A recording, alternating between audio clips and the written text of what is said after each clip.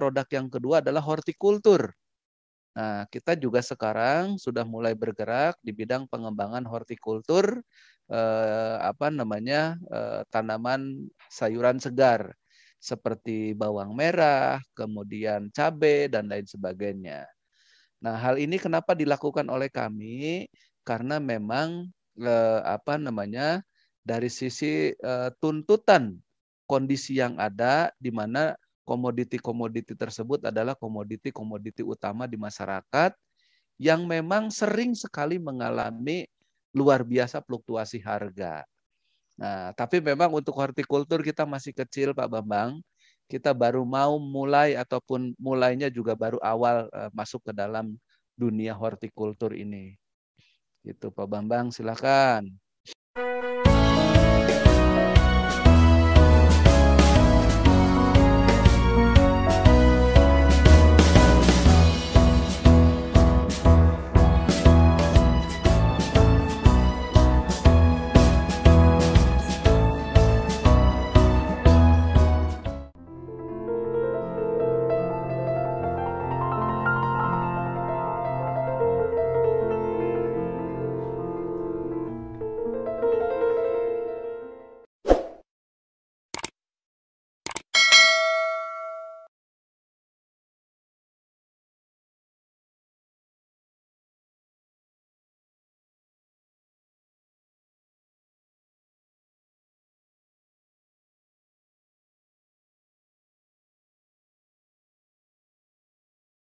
Assalamualaikum warahmatullahi wabarakatuh.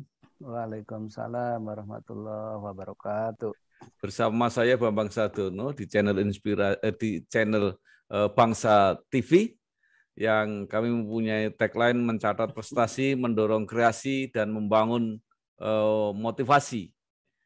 Kami melihat beberapa waktu yang lalu pemerintah memberi award, memberi penghargaan kepada mereka yang telah berjuang memajukan pertanian di Indonesia.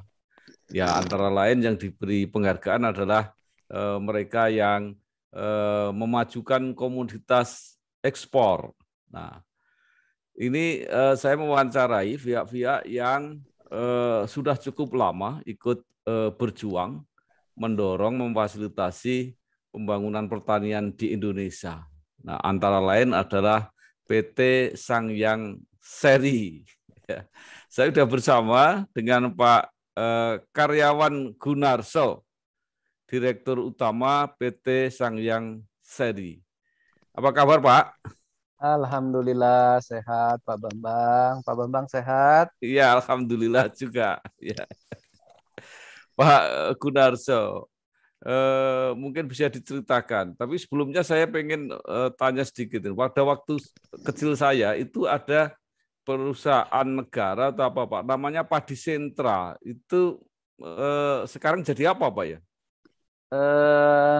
Yang jelas seluruh kelembagaan yang lama terkait dengan pertanian mengalami perubahan, Pak. Ya. Termasuk Sanghyang Sri juga dulu awalnya namanya bukan Sanghyang Sri, Pak. Ya. Dulu namanya adalah Ciasem Pamanukan Land. Ya. Nah, kemudian berubah tuh jadi yang namanya Sanghyang Sri. Ya. Nah, itu nggak tahu tuh sekarang jadi berubah apa tuh perusahaan tersebut sekarang. Ya. Kalau bagi saya Pak ya, orang Jawa itu sangat mengenal itu Sangyang Sri. Ya. Tapi tulisannya Sri bukan Seri. Ya, itu betul. Diyakini sebagai apa ya, Dewi Padi lah itu di Jawa betul. itu. Betul. Ya. Filosofinya itu adalah Dewi Padi, Pak. Betul. Ya. Nah, karena itu Bapak mungkin sekarang bisa cerita apa saja yang dilakukan oleh PT Sangyang Sri ini untuk memfasilitasi menunjang pertanian di Indonesia, terutama di bidang produksi, kelihatannya penelitian maupun pemasaran hasilnya. Terutama kalau tidak salah fokus di benih Pak ya, PT Sangyang Sri ini. Silakan Pak. Betul. Betul Pak Bambang. Ini kalau kita melihat sedikit historis dari terbangunnya nama perusahaan Sanghyang Sri, dari dulu memang Sanghyang Sri ini bergerak di bidang pertanian. khususnya barangkali terkait dengan agro input. Ya, jadi salah satunya adalah industri perbenihan. Nah, kemudian seiring dengan waktu, maka dengan berbagai perubahan yang ada, maka pada tahun 1995 Sang Hyang Sri berubah menjadi sebuah PT yang sebelumnya adalah Perum. Tetapi sama, core bisnisnya adalah bergerak di bidang pertanian, khususnya adalah agro input. Lebih khusus lagi adalah bergerak di bidang industri perbenihan dan juga riset terkait dengan perbenihan. Nah, sehingga orang mengenal Sang Hyang Sri itu adalah identik dengan benih. Karena memang filosofi hadirnya Sang Hyang Sri itu adalah berkembang ke arah menghasilkan benih yang unggul dalam rangka mewujudkan kedaulatan pangan ataupun swasembada pangan pada saat itu. Nah, jadi itu historisnya Pak Bambang. Kalau sekarang Sang Hyang Sri berkembang model bisnisnya Pak. Sekarang Sang Hyang Sri bukan saja bergerak di bidang industri perbenihan, itu tetap sebagai core bisnisnya Sang Hyang Sri, tetapi sekarang Sang Hyang Sri bergerak juga di bidang dua komoditi besar pertanian, yaitu serelia, di mana di situ ada padi. Padi bisa menjadi beras dan bisa menjadi benih. Kemudian juga bergerak di jagung, itu termasuk bagian dari serelia. Baik itu jagung untuk benih maupun jagung untuk industri pakan. Kemudian yang kedua, produk yang kedua adalah hortikultur.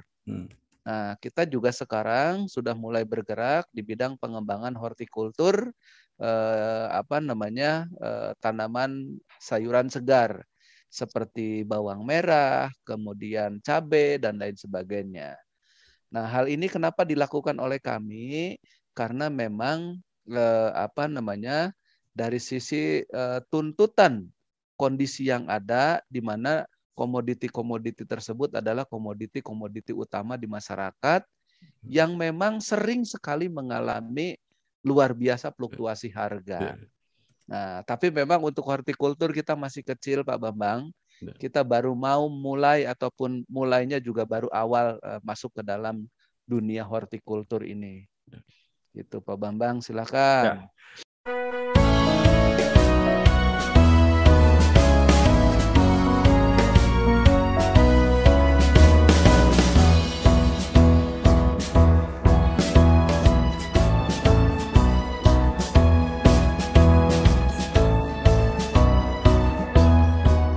Ya, Pak Wawan, di bidang benih, kalau nggak salah market share Sang Hyang Sri ini antara 25 sampai 30%, dan itu cukup besar sebenarnya gitu ya. Nah itu bagaimana sampai saat ini perkembangannya Pak? Betul Pak, jadi market share-nya Sang Hyang Sri yang 25 sampai dengan 30%, itu bila dibandingkan dengan kemampuan kapasitas produksi mesin Sang Hyang Sri dengan kebutuhan benih nasional. Asumsikan kebutuhan benih nasional sekarang kurang lebih 300.000 ton. Kemudian kapasitas produksi benih PT Sang Hyang Sri di seluruh Indonesia itu adalah 92.500 ton. Nah, sehingga ketemu kurang lebih 30% tuh Pak Bambang. Betul kata Pak Bambang. Artinya kalau seluruh mesin kita yang punya potensi 92.500 ton itu berproduksi, maka betul Pak, ada 30% market share kita.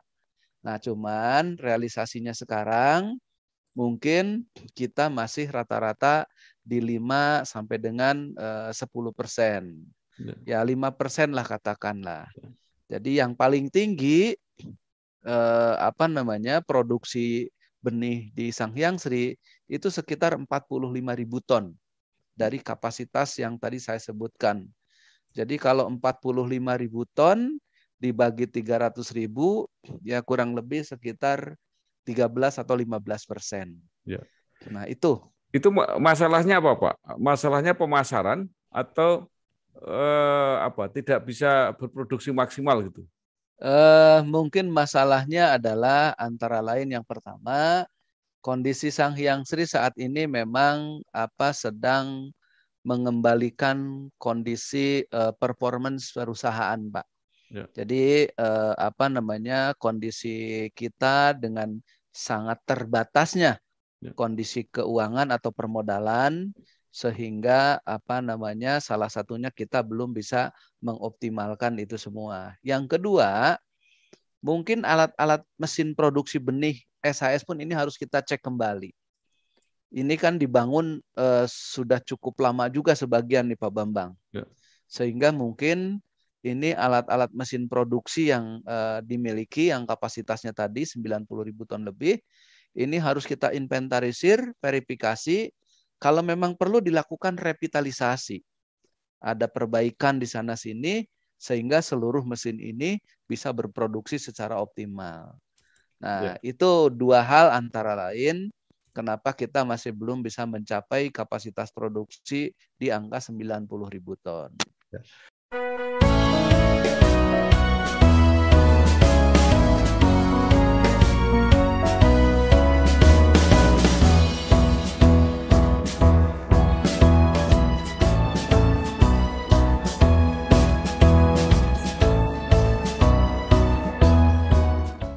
Kalau di lingkungan BUMN, Pak, selain Sanghyang Sri kan ada PT Pertani. Kalau nggak salah, mungkin ada lagi nggak Pak yang memproduksi benih juga? Untuk benih pertanian di BUMN kelihatannya yang besar dan memang kelihatannya yang ada itu adalah SHS dan PT Pertani. Ya. Itu adalah dua BUMN pangan yang memang bergerak di bidang perbenihan. Khusus benih pertanian ya, dimaksud di situ ya. Ya. Jadi kalau begitu total sekarang memasok Pak? Pangsa pasar nasional ini dua ini berapa persen, Pak? Wah, ini kalau digabung, Pak, ini saya berbicara dari kapasitas produksi alat dulu, Pak ya, yang pertama ya. Ya. Itu Sanghyang Sri punya kurang lebih 92.000 ton. Ya. Pertani kurang lebih punya 60 atau 70.000 ton. Ya. Sehingga kalau digabung 90 ditambah 60 saja, itu 150.000 ton. Ya. Jadi kalau dua perusahaan ini optimal memproduksi benih dengan mesinnya, maka market share 50% dipegang atau dimiliki oleh kedua BUMN ini. Ya. Saya kira market share 50% dari pasar gede banget nih Pak Bambang. Ya. Jika kedua mesin ini bisa dioptimalkan. Itu Pak Bambang.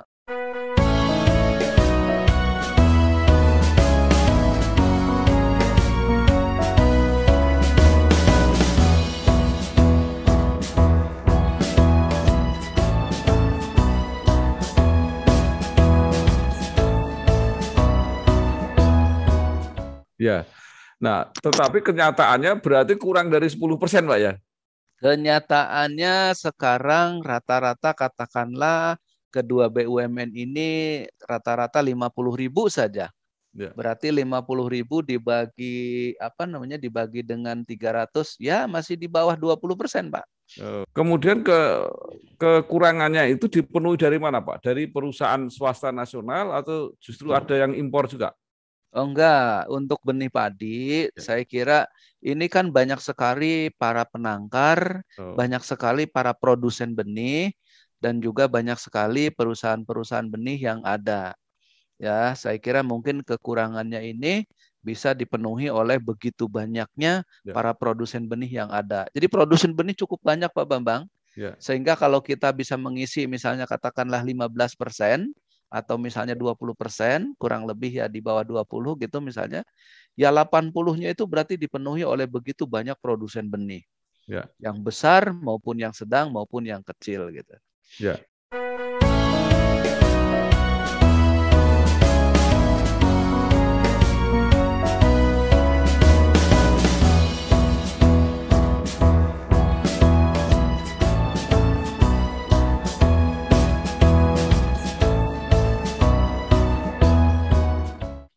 Nah, apa Pak keistimewaan atau kelebihan kalau benih yang diproduksi oleh Sanghyang Sri ini?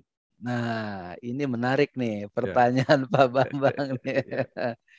Jadi kalau Sang Hyang Sri sendiri, kita kan punya lahan sawah jumlahnya 3.150 hektar. Ya. Itu sawahnya Pak Bambang. Tapi kalau total lahannya itu memang 3.900. Ya. Jadi dari 3.900 lahan sawahnya 3.150 hektar. Ya. Dan itu satu hamparan Ya. beririgasi teknis Pak Bambang. Ya. Nah, sehingga kalau saya dari proses mulai pengolahan lahan, kemudian proses budidaya, pembenihan sampai dengan panen, sampai kemudian proses drying dan juga pengemasan benih, itu kalau di kami di Sang Hyang Sri di Sukamandi itu under control, Pak. Jadi begitu tanam, prosedur seperti mulai dari pemurnian, kemudian memastikan tidak tercampur, kemudian ada proses yang namanya rogging di dalam budidaya benih, itu kami lakukan pengawasan betul karena itu lahan kami sendiri. Sehingga kami boleh mengatakan bahwa untuk produksi benih padi yang kami hasilkan di lahan kami itu fully under control di bawah kami. Jadi sehingga saya boleh mengatakan rasanya, kualitasnya mestinya harusnya better, bagus Pak Bambang. Ya, jadi secara populer bisa dikatakan kualitas lebih terjamin gitulah ya Pak. Iya, betul. Karena yang kedua satu lagi nih Pak Bambang. Yang kedua, Sang Hyang Sri itu salah satu lembaga badan usaha ataupun produsen benih yang diberikan license untuk ISO sertifikasi sendiri. LSSM. Ya, jadi kalau misalnya produsen lain untuk mensertifikasi atau pelabelan benih sebelum didistribusikan, maka dia harus dibawa kepada Balai Sertifikasi, BPSB. Kalau Sang Hyang Sri Sukamandi, itu kita sudah punya ISO sendiri.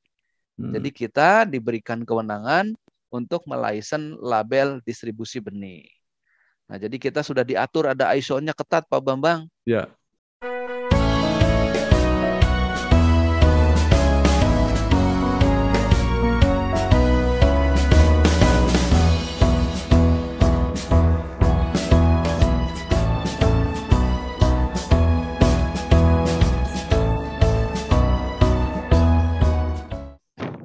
Nah, persoalan padi di Indonesia ini supaya bisa bersaing itu kan antara lain peningkatan tingkat produksi, Pak ya. Jadi kalau rata-rata bisa 6-7 ton per hektar itu berarti kebutuhan dalam negeri kira-kira bisa diatasi.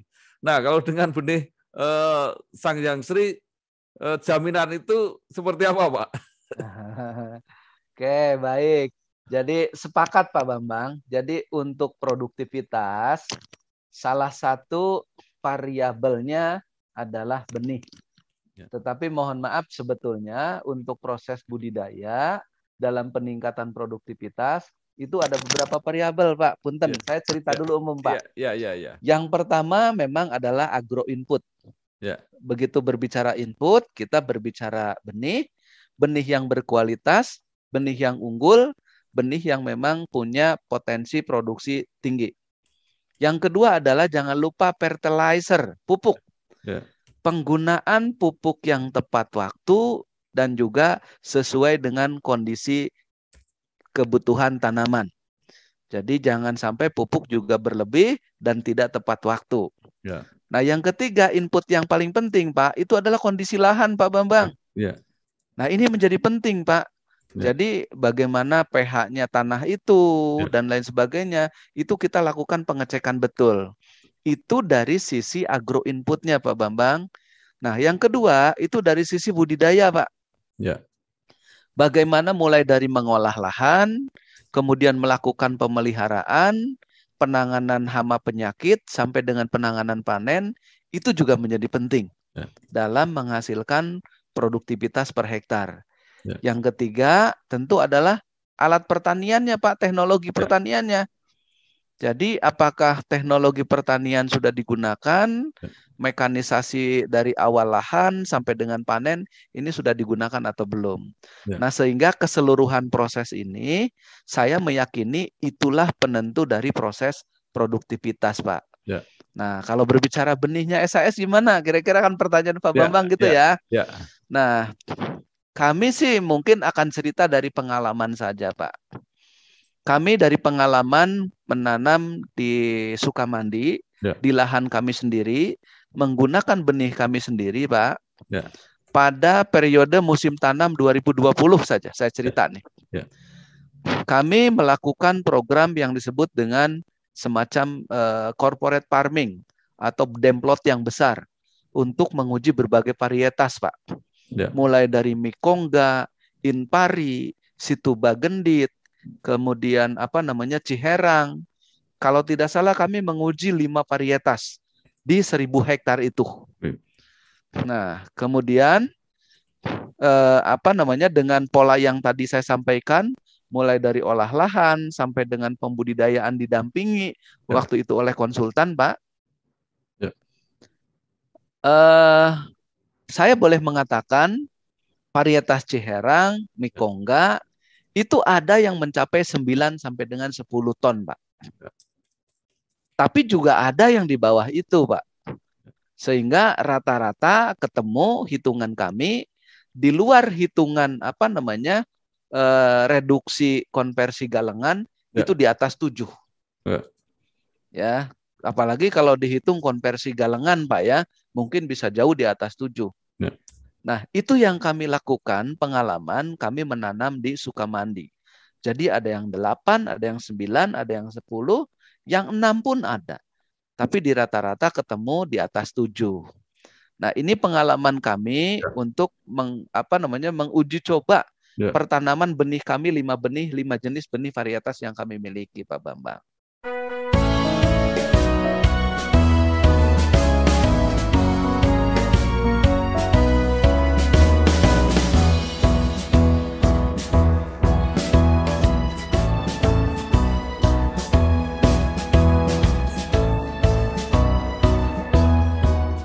Ya, baik.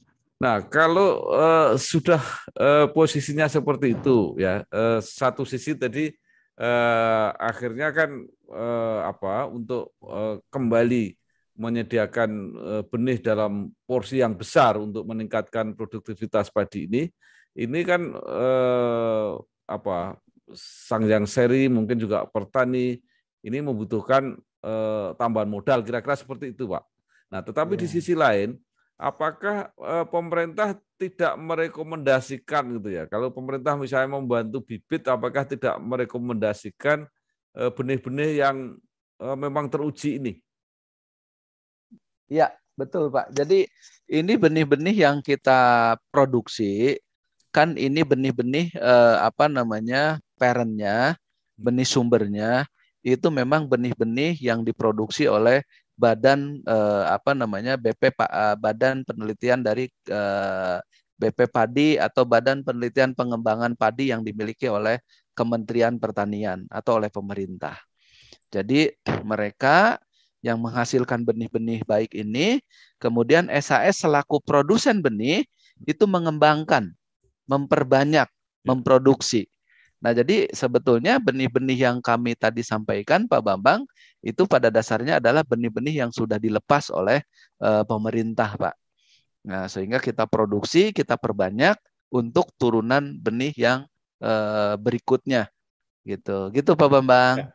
Ya, pemerintah kan punya program untuk membantu benih petani, Pak. Apakah itu tidak merekomendasikan, maksud saya merekomendasikan benih-benih Sangyang Seri misalnya? Oh ya, udah pasti pemerintah. Pemerintah kan ada program bantuan benih namanya e-katalog, Pak Bambang. Ya. Nah, jadi pemerintah sekarang memberikan bantuan benih kepada petani melalui program e-katalog. Dan Sangyang Seri itu salah satunya ikut untuk program pemerintah tersebut. Dan benih-benih Sangyang Seri yang diproduksi dengan varietas Ciherang, Inpari, Mekongga, dan lain sebagainya, itu sudah banyak ikut melalui program pemerintah bantuan benih tersebut. Syukur-syukur nanti sesuai harapan Pak Bambang tadi, nanti SHS berbenah lebih baik, memproduksi lebih banyak, nanti benih-benihnya seperti dulu lagi. Seluruh benihnya adalah benih Ya, SHS ya, yang lebih ya, unggul, gitu Pak ya, Bambang. ya.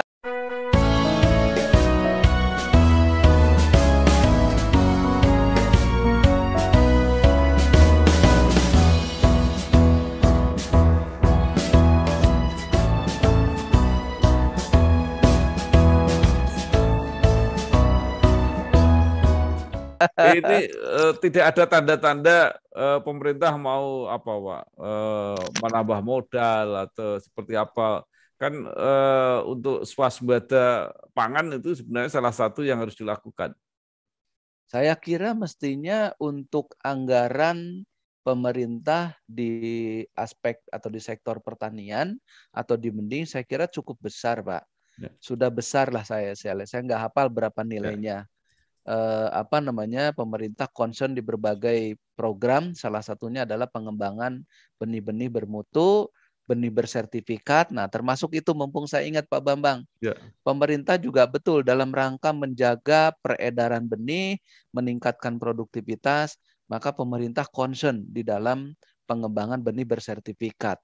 Karena itulah benih yang memang dianggap sudah diuji oleh pemerintah peredarannya, sehingga bisa membantu mendukung peningkatan produktivitas petani. ya. Baik, Pak. Sekarang kita pindah mengenai jagung. Menurut saya yang tidak kalah kalah menarik ini ya. Potensinya pasarnya besar luar biasa. Kebutuhannya kita masih impor kalau nggak salah. Ya. Apa yang dilakukan Sangyang Sri, Pak, untuk jagung ini? Nah, jagung ini juga sama.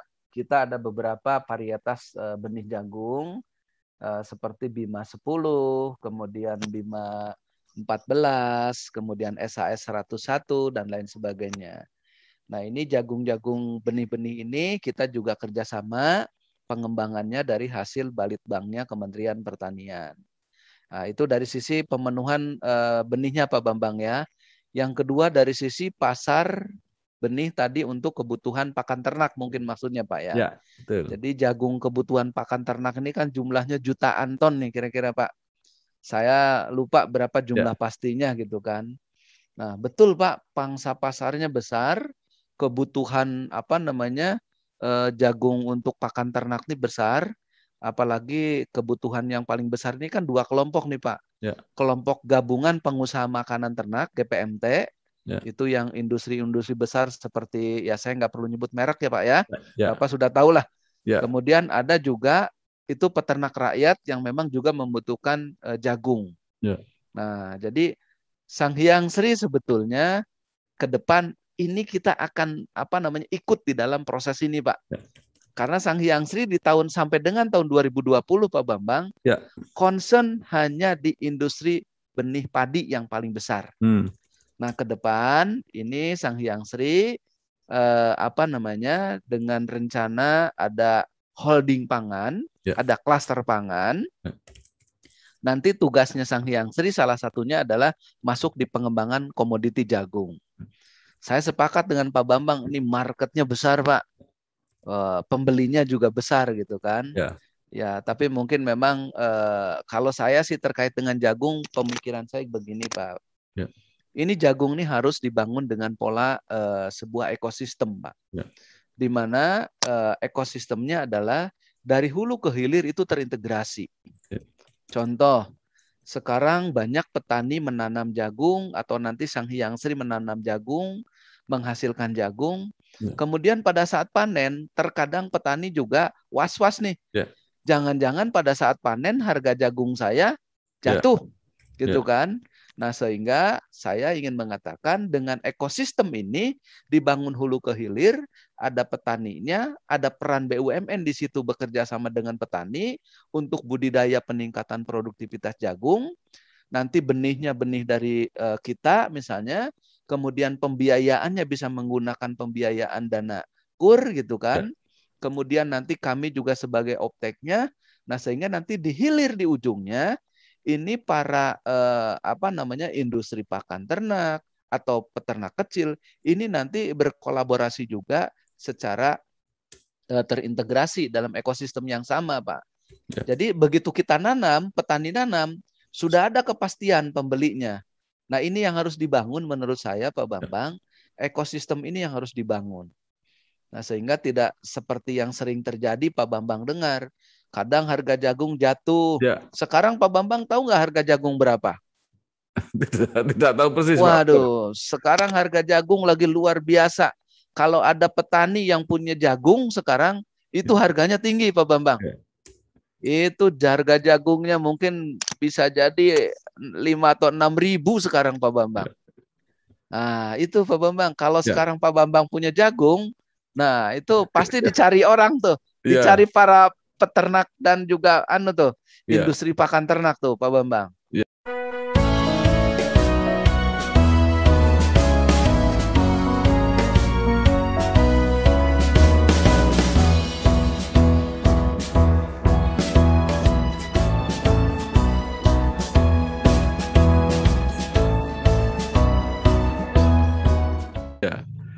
Nah, kalau zaman dulu kan orang menanam jagung itu karena pengairan mungkin belum begitu bagus, itu di musim-musim kemarau itu biasanya menanam jagung, Pak.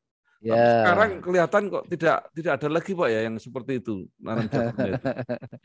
Jadi kan gini Pak Bambang, alokasi lahan pertanian kita ini kan memang ada dua hal. Yang pertama, ada wilayah tertentu yang memang sepanjang tahun pola tanahnya digunakan untuk pertanaman jagung. Nah, tapi ada juga wilayah pertanian yang itu adalah sepanjang tahun pertanamannya adalah padi. Ya. Tetapi ada juga yang mengkombinasikan, Pak, padi-padi jagung atau padi jagung padi. Nah, biasanya memang betul tuh. Kenapa padi ditanam di musim kemarau? Gitu kan, karena mungkin dia relatif lebih tahan air bila dibandingkan dengan padi. Ya. Nah, sekarang yang banyaknya kan Pak Bambang lihat kadang ada juga di awal tahun, kadang ada di tengah tahun musim gitu kan Pak Bambang. Nah, sebetulnya mungkin itu juga mengikuti tingginya pola permintaan pasar Pak Bambang. Jadi begitu pasar misalnya permintaannya tinggi, dirancang tanamnya kapan, panennya harus kapan. Ya. Karena kalau panen bersamaan yang besar, itu pun kadang tidak menguntungkan Pak Bambang. Ya. Begitu panen berlimpah, suplainya tinggi, harganya jadi jatuh. Nah, mungkin dengan pola tanam yang dilakukan itu, maka mungkin salah satunya adalah di dalam rangka memaintain harga jagung sehingga tidak jatuh juga. Ya. Atas permintaan pasar yang berkembang. Gitu Pak Bambang.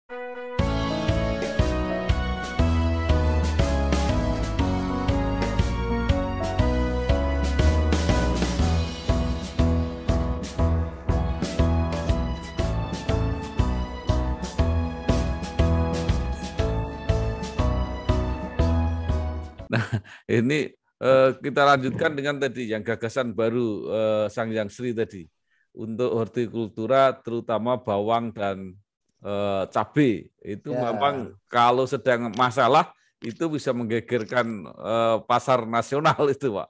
Betul. Nah, itu apa yang akan dilakukan, Pak? Bukankah sekarang ada sentra-sentra bawang seperti di Brebes dan sebagainya itu, Pak?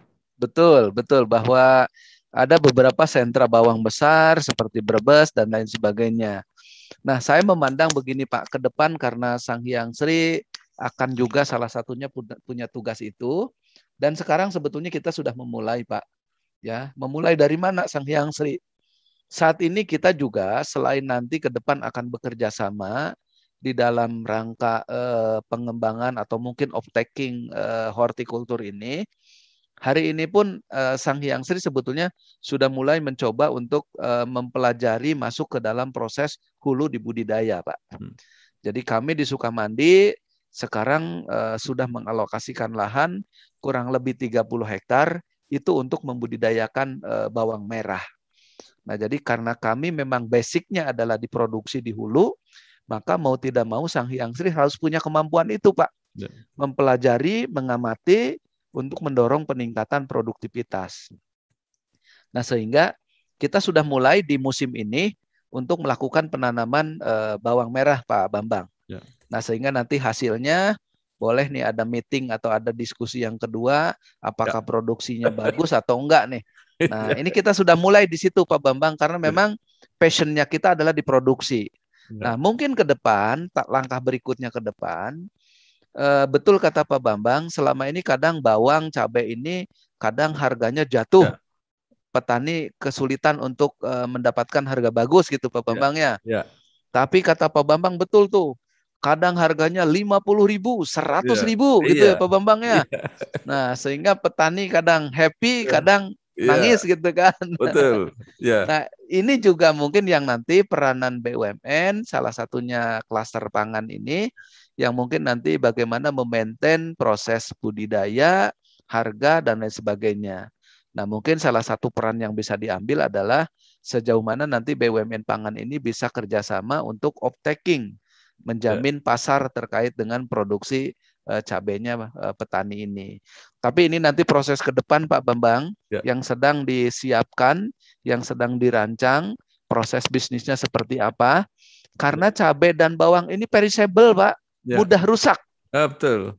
Nah, sehingga kita BUMN harus merancang betul sistem bisnisnya. Karena tidak bisa disimpan seperti beras atau seperti benih yang bisa dalam waktu 3 bulan atau 6 bulan gitu kan.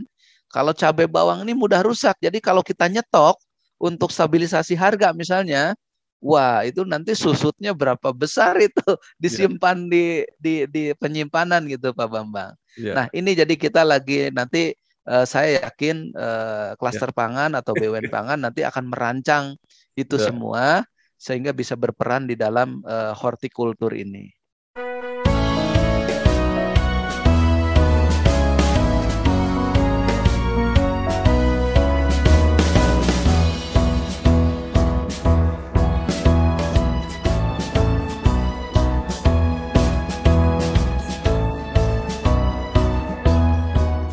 Iya, Pak Wawan, saya ini orang dari Blora, Pak. Saya lahir di Blora. Ini batik yang saya pakai aja ini dari Blora, gambarnya cabai itu, Pak. Wah, itu jadi dia. Di sana itu kalau baru bagus itu ya sudah orang jadi raja-raja ini. Tapi kalau sedang buruk itu untuk manen aja nggak ada yang mau, ongkosnya nggak sebanding katanya. Jadi memang luar biasa soal cabai ini, Pak. Betul Pak. Ya. Betul.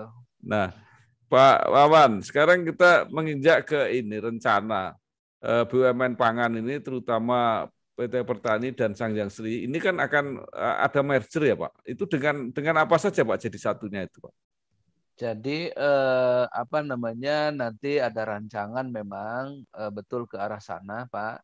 Dan saya kira mungkin bukan rahasia umum lagi. Memang nanti ada rencana penggabungan antara beberapa perusahaan BUMN pangan. Nah, mungkin saya akan membatasi Sangyang Sri saja yang nanti akan ada penggabungan dengan PT Pertani. Nah, karena ini adalah penggabungan, bukan akuisisi, sehingga nanti ini dua perusahaan ini akan bergabung dan akan menjadi jauh lebih besar, Pak Bambang. Skala bisnisnya akan jauh lebih besar, karena tadi saya di awal cerita, kapasitas produksinya begitu digabungkan akan jauh lebih besar kan Pak Bambang. Kemudian market share-nya akan jauh lebih besar lagi gitu kan. Belum nanti dari sisi variasi usahanya. Nah, Pertani kan salah satunya juga besar di dalam bisnis beras, Pak. Nah, sehingga nanti bisnis benihnya, bisnis berasnya ini nanti akan menjadi semakin besar. Sehingga Pertani dan SAS nanti dalam proses penggabungan ini akan menjadi salah satu anak ataupun subklaster dari klaster pangan, di mana kami akan menjadi klaster pertanian yang akan mengurusi komoditi tadi, serelia, padi dan jagung, dan juga hortikultur, di mana di situ ada cabai dan bawang.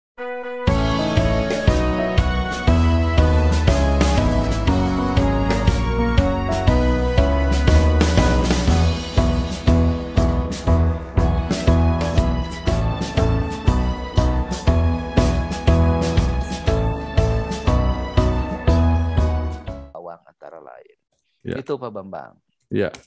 Dan kelihatannya PT Pertani juga outlet apa Pak pemasarannya luas sekali kelihatannya. Betul Pak. Nah itu nanti makanya karena ini penggabungan, ini skala Ya. usaha, skala market share-nya ini akan jauh nanti berubah besar Pak. Ya. Nah, dengan begitu mungkin terakhir ya Pak Wawan bisa gambarkan atau mungkin apa harapan-harapan yang mungkin kepada pemerintah, kebijakan apa yang harus diambil yang strategis untuk ini menyediakan apa benih-benih yang bagus untuk petani, untuk swasembada pangan, syukur bisa jadi pengekspor, dan apa Amin. harapan untuk masyarakat khususnya para petani. Monggo Pak. Baik, terima kasih. Yang pertama dari aspek government atau pemerintah, saya yakin pemerintah atau government ini tetap concern di dalam pengembangan sektor pertanian, khususnya kita berbicara padi. Khususnya lagi mungkin concern dalam konteks perbenihan. Ya, ini pemerintah tetap kami minta dan saya yakin juga ini menjadi concernnya pemerintah, pengembangan benih-benih yang dihasilkan oleh badan-badan litbangnya Kementerian Pertanian ini terus menghasilkan benih-benih padi yang terus berkembang, benih-benih padi yang memang sangat sesuai dengan agroklimat masing-masing wilayah Pak Bambang. Karena kadang-kadang ditanam di Sukamandi cocok, ditanam di Jawa Barat cocok, belum tentu dibawa ke Sumatera mungkin cocok.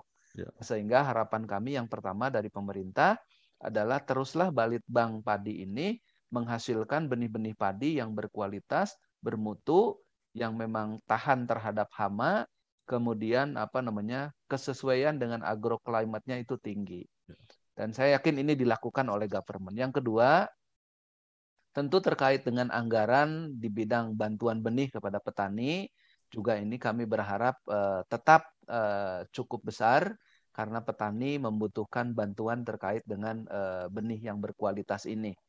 Kemudian yang ketiga dari pemerintah tentu regulasi atau kebijakan yang mungkin bisa mendorong lebih mempercayakan kembali kepada BUMN khususnya Sanghyang Sri untuk diberikan kesempatan lebih leluasa lagi, lebih luas lagi dalam rangka memproduksi dan juga memasarkan benih-benih yang diproduksi oleh Sanghyang Sri. Hari ini pemerintah sudah memberikan kesempatan yang luar biasa kepada Sanghyang Sri. Harapan kami ke depan lebih lagi, dan lebih lagi. Kemudian untuk para produsen benih, sesama produsen di seluruh Indonesia, ada Sanghyang Sri, ada banyak brand yang mungkin tidak saya sebut. Ya, mari kita ciptakan benih-benih yang memang unggul, berkualitas, sehingga bisa mendukung program ketahanan dan kedaulatan pangan nasional. Kemudian juga jangan lupa sertifikasi, karena ini menjadi penting sebagai bentuk dari komitmen dan tanggung jawab. Kemudian kepada para petani, ya tentu ya doakanlah kami government, terutama kami Sanghyang Sri, terus bisa memproduksi benih-benih yang berkualitas dan unggul, sehingga bisa mendukung ataupun mendorong peningkatan produksi yang akhirnya akan meningkatkan pendapatan dan kesejahteraan petani.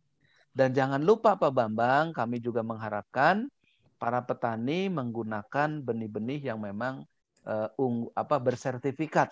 Karena mungkin karena aturan-aturan dan lain sebagainya, sehingga benih bersertifikat ini diharapkan bisa memberikan solusi atas persoalan produktivitasnya yang dimiliki oleh petani.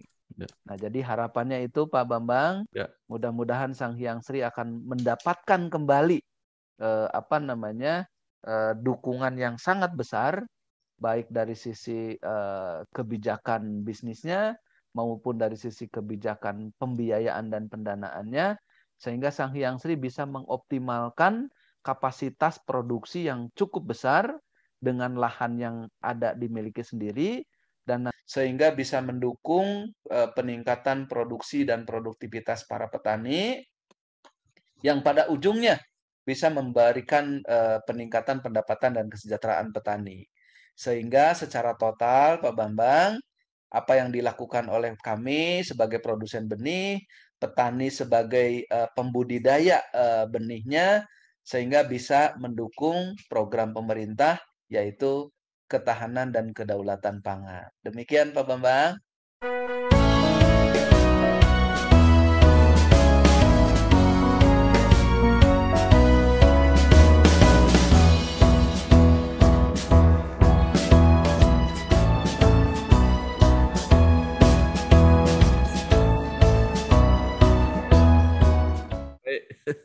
Terima kasih sekali Bapak Karyawan Gunarso, Dirut PT Sangyang Sri, produsen benih padi yang terpercaya.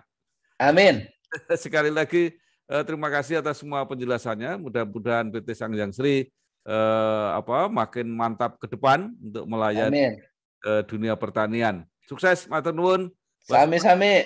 Warahmatullahi wabarakatuh. Waalaikumsalam warahmatullahi wabarakatuh. Terima kasih Pak Bambang.